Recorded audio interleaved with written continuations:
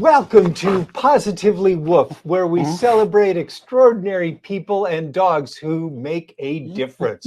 I'm Larry Kay, and this is my co-host, Spider. So imagine having a furry, snuggle-loving roommate for a few weeks. That's fostering. Now, by fostering a pet, you can make a real difference in a dog's life while she waits for her forever family. During National Foster a Pet Month, we give a special shout out to all those people who foster furry friends. And you too can witness the joy of a timid dog becoming a confident companion. Your fostering adventure will create tail-wagging memories and heartwarming laughter while you give a dog a taste of the good life before finding her forever home. Now, fostering also helps animal shelters assist even more critters in need. So we're going to meet Susanne Kogut, the president of the Petco Love Foundation and animal advocate extraordinaire. Suzanne's innovative programs put fostering front and center, connecting animals with loving homes. Susanne Kogut's enthusiasm and visionary leadership inspire us all to make a difference one snuggle at a time. So join me and my Dog Hugs video podcast co-host, Geralynn Cada, in celebrating Petco Love and Susanne Kogut during National Foster a Pet Month. So we created National Foster a Pet Month to be June every year. And that's so we can all come together and really work to inspire more people to foster, right? Why is that so important? Fostering is important because if you foster a pet, you're saving that animal from the shelter. We can actually, it's a statistic that always shocks me, but we could end shelter euthanasia if just 2% of pet owners fostered a pet, one a year. So when we think of things like that, you think, do we need everyone on Facebook? Do we need every pet owner? No, we only need 2% of pet owning households, not even every household in the US, pet owning households to foster one pet a year, and we could eliminate euthanasia. When you think of it that way, it's like, why aren't we doing this? Why aren't we accomplishing this? And so National Foster a Pet Month is really to get that word out, to let people know just how important it is, how much one person, perhaps for 2 weeks during an entire year, can make a difference towards ending preventable euthanasia in this country. Just 2 weeks. Yeah, and fostering can range anything sometimes from a weekend, 2 weeks, 4 weeks. So I tell people, find what works for you, right? There's always going to be something, so find what works for you. And it's, we've spent the month sharing stories of fosters that have really, made a difference in their community to inspire someone else to step in and say, hey, I can do that. We've put out different materials to help people, like how do I get started? We have a series of videos that we put together, sort of like just answering every question that you need. And it's not really told by experts. It's really just told by the average person fostering. And they can tell you, like, this is what I did, and it wasn't as hard as I thought it was. We also have some expert advice in there too, right? We have some great videos from Jackson Galaxy, how to take care of kittens, Maddie's Fund, how to bottle feed neonatal kittens, Victoria Stillwell and our own Petco dog trainers, how do you train dogs, or how can you get them to help adjust to your house? So our goal was I think probably awareness, inspire, and then support, right? And we need to really get more people into fostering, because not only will they save a life, boy, I think people will discover something very unexpected and they'll enjoy it. So I consider myself a little bit of a foster addict, right? I foster a few, they find a home, and I'm like, okay, I'm good for now. And I'm like, no, I think I need another. So, guilty.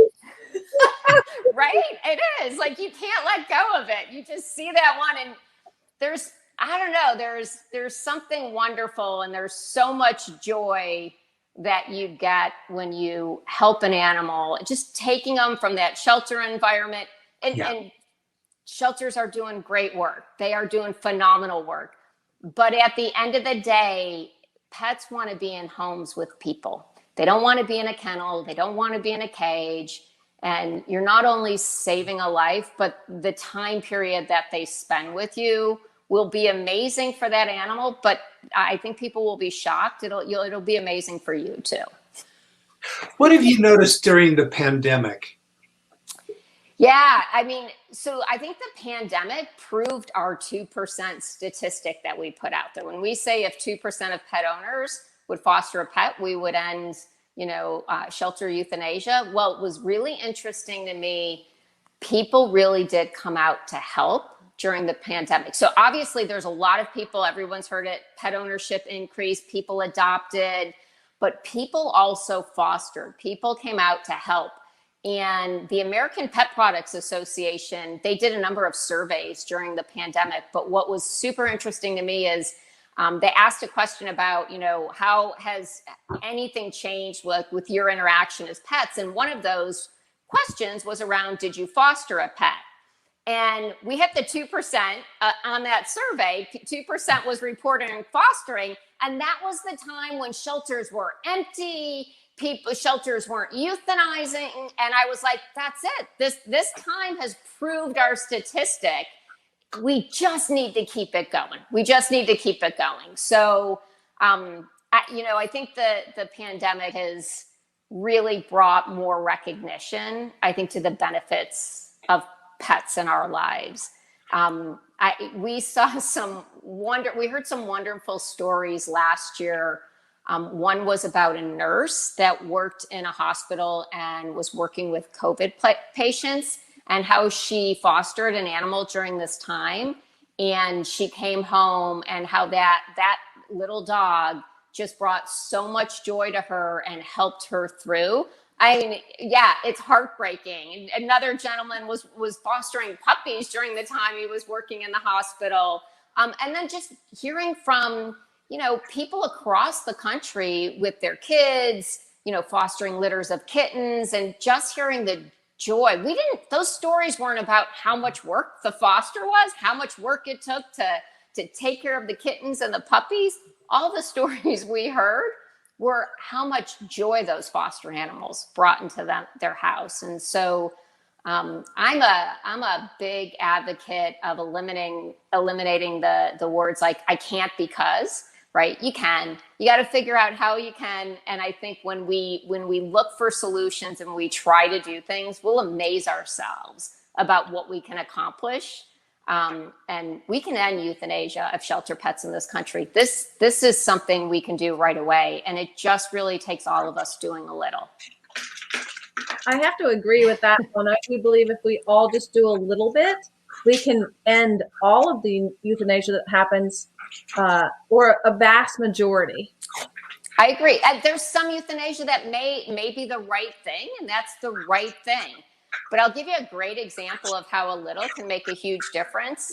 One of the things that Petco Love does, of course, is we partner with Petco, and our store partners, we raise money in our stores with, they'll ask, would you like to help save a life or help an animal in need? And our Petco customers will donate at the register. Well, those $2 donations add up to over $35 million every year that go to help save lives, right? Guilty. When I show Petco, I give. Guilty. It's a great example of how little acts, individual acts, can make such huge impact. And it's those dollars that help go to the local organizations that save lives. So fostering, donating, whatever.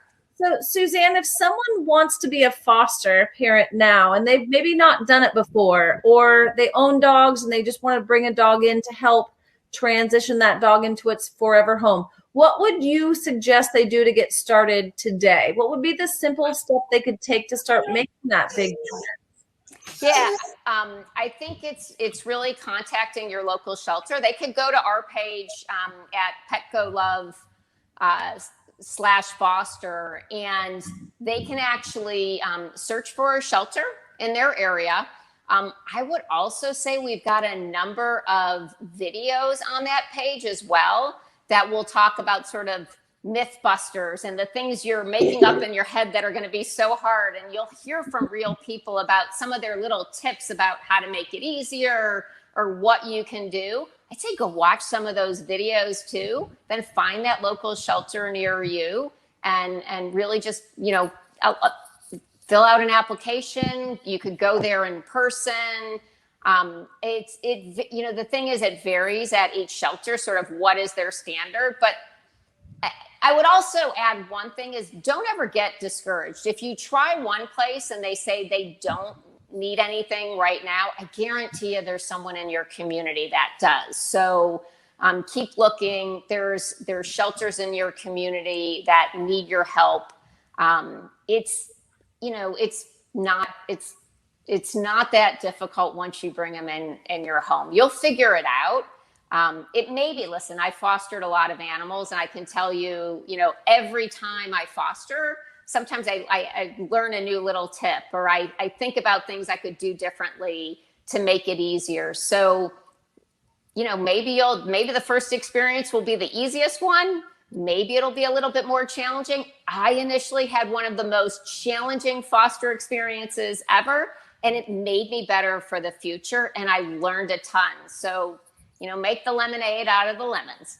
And one more piece of advice for anyone that wants to foster, because many people will say to me, Geralynn, how do you foster, or how do you bring this dog in to train it and then give it to a new home? Don't you miss it when it goes? I mean, why would you want to foster and then you're giving the dog away? So explain to anyone that's thinking about fostering that gift of rehoming that pet once you've had a chance to change its outlook on life or its frame about being a dog or a cat. Would you give them a tidbit? Because I think it's really important to add that on to that last question. Yeah, I think it's a great question. We hear two things: either it's too hard, or I don't want to give it up, right? Those things are, listen, the harder it is, then you'll want to give it up, right? So if you really think you can't do it, I suggest you foster a litter of kittens and a litter of puppies, and you'll be willing to give them up at the end. Trust me, at 8 weeks old and they get big and they're pooping all over, you're going to be like, who wants them? So that's, if you think it's really hard, I always suggest that. But I also think that people underestimate the joy of seeing that animal go into a new home and the absolute happiness on the faces of that new family. So I've met so many friends that have adopted pets that I didn't know before, but I keep in touch with them. I see how happy that pet is in their home. It is a lot easier than you think it is going to be.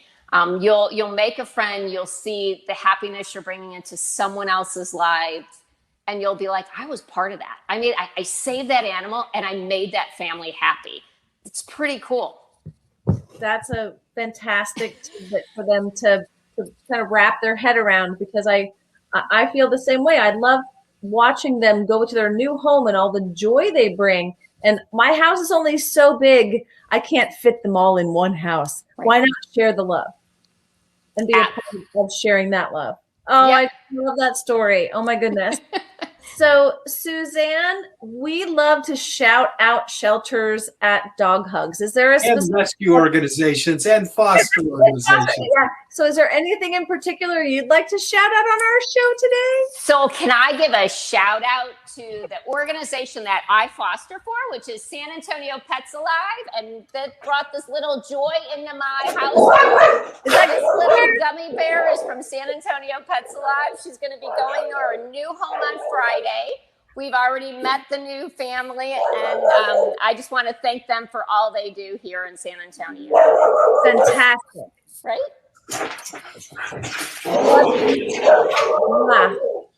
Suzanne, Dog Hugs is wrapped in gratitude. Is there somebody in your life or in the world that you'd love to give a personal shout out to? Yeah, That is a hard question for me. I am so thankful for so many people in my life that have helped me, get to where I am. I would have to say probably my sister, Michelle, who I was a corporate securities business person, attorney, working my tail off. And she was working, but she was the one that had the passion for animals and was fostering way before I ever did. And really, I think sparked that interest in me. And I didn't even know I had that interest until I learned more from her. And she really, I don't know, I guess maybe made me see a part of me that I didn't know was there. And so I think it would be my sister, Michelle. So fostering was your gateway drug. It was. Love it. Dog hair is her gateway drug. Absolutely. Hairballs. That's perfect. Well, Susanne Kogut, thank you so much for sharing Petco love with our Dog Hugs audience today. Thank you so much for having me. This has been such a pleasure, talking to both of you today and participating in your show. Thank you so much.